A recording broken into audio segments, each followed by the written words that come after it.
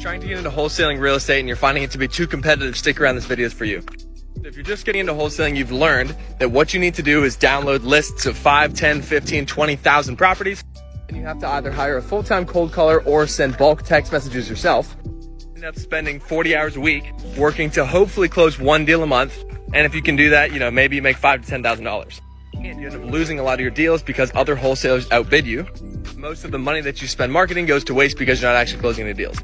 If that sounds familiar and you want to switch to marketing to people where you get much bigger deals and there's far less competition, stick around.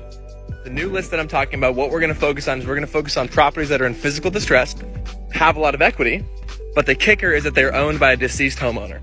If you're thinking, Eric, isn't that a probate list?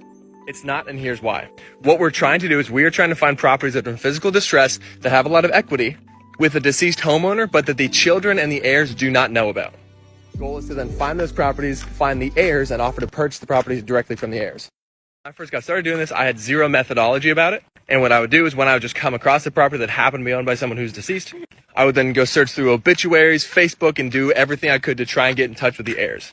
Now, I've systematized it, and I work with a data provider that will tell you if they're deceased, and then if they are, it gives you the next 5 heirs. The process then becomes super simple.